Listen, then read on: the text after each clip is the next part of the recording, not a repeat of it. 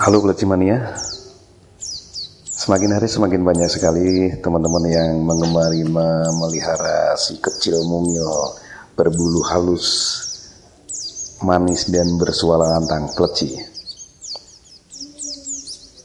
Banyak banget dari kita membeli Pleci dari hasil tangkapan di alam liar.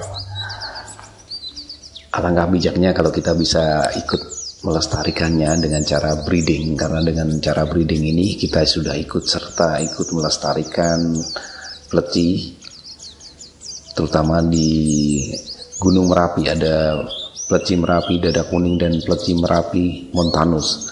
Saat ini sudah sangat banyak berkurang di daerah Merapi. Oke, sangat mudah untuk breeding, hampir sama dengan kalau kita breeding kenari atau kita breeding lovebird atau kita breeding blackthroat. Tidak banyak perbedaan. Ya, jelas indukan harus benar-benar yang sehat, tidak cacat, tidak berbulu sedang rontok. Hampir sama kan?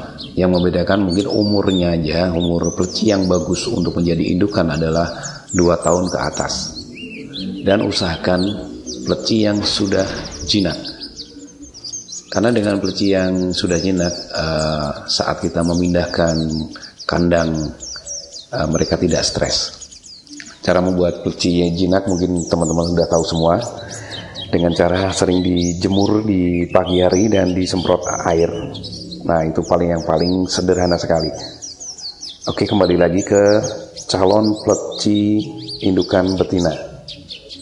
Kalau orang Jawa bilang yang lain ya, yang kalau ada jantan dia selalu ingin mendekat dan cari pejantan yang punya suara yang sudah mapan, yang udah bagus.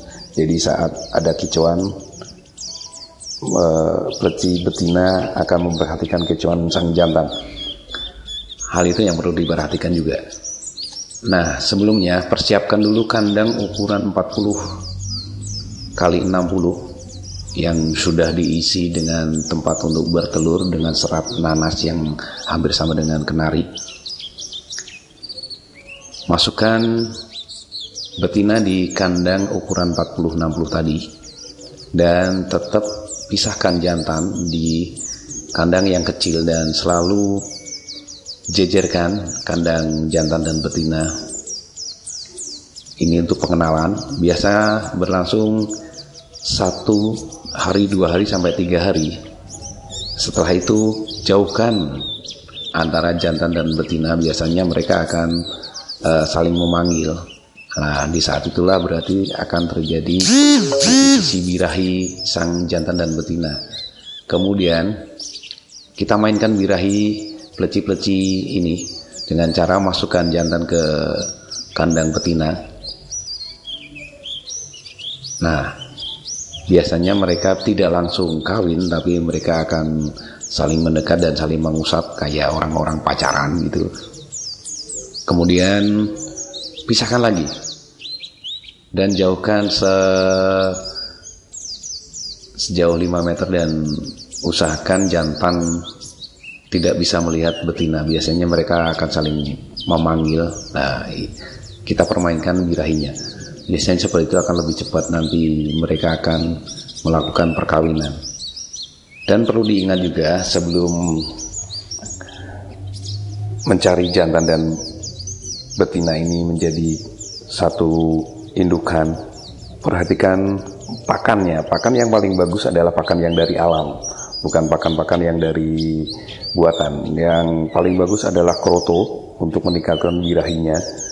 Kemudian ada pakan-pakan seperti jeruk, pisang. Dan untuk menurunkan birahi biasanya teman-teman bisa memakai pepaya. Ini untuk menurunkan birahi itu pun setelah nanti jantan dan betina udah kawin. Dan yang perlu sangat perlu diingat teman-teman, harus isolasi 2 Pleci ini, indukan ini dari suara-suara Pleci yang lain. Jadi tidak menjadi satu dengan Pleci-Pleci yang lain. Jadi mungkin kalian punya tempat yang lebih jauh dari pleci-pleci yang lain, mungkin kamar atau apapun yang disekat dengan tembok. Jadi mereka tidak bisa melihat pleci-pleci yang lain, karena biasanya kalau ada pleci-pleci yang lain yang terlihat oleh mereka tidak akan kawin, mungkin malu ya. Jadi mereka tetap punya privasi. Nah, setelah itu perhatikan kalau benar-benar mereka sudah kawin, pisahkan jantan dari betina.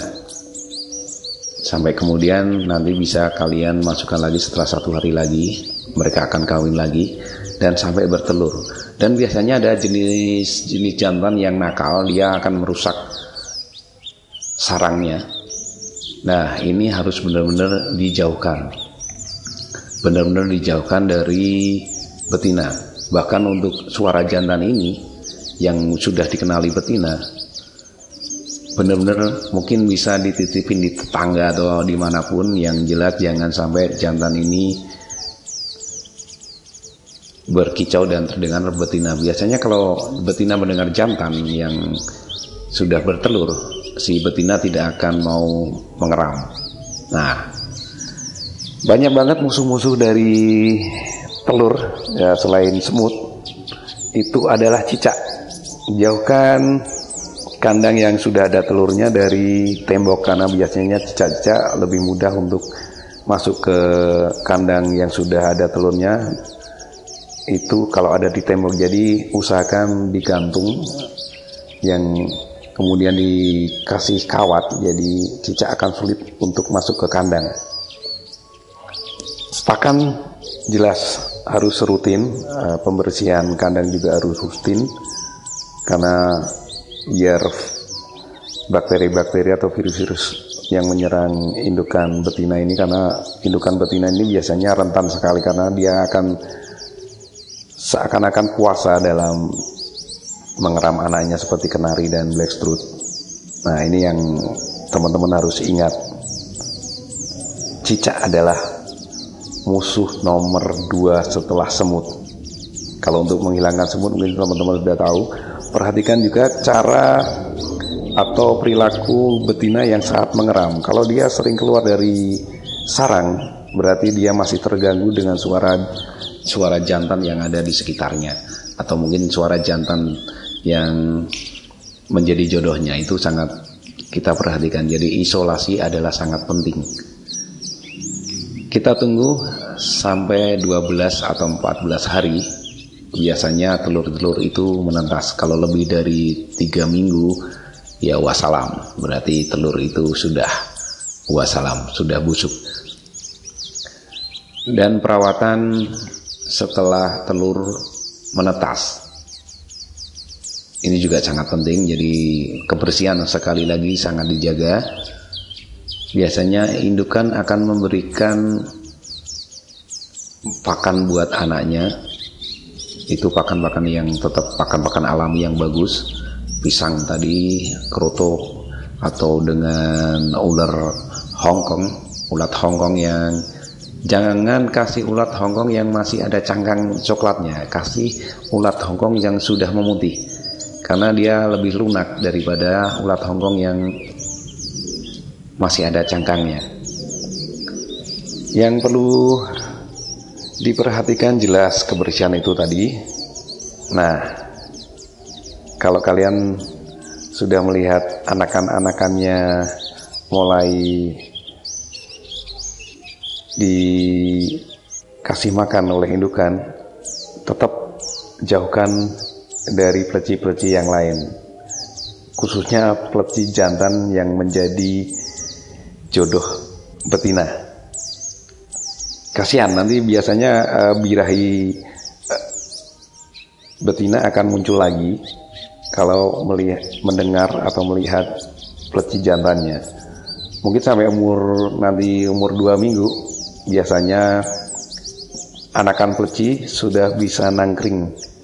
Ibaratnya dia sudah bisa makan sendiri, tapi tetap aja indukan betina masih dibutuhkan, karena lebih baik yang ngasih pakan itu adalah betina, kecuali kalian punya waktu untuk memberikan makan buat pleci-pleci yang masih kecil ini dan memisahkan indukan betina dan kemudian bisa dipijahkan lagi.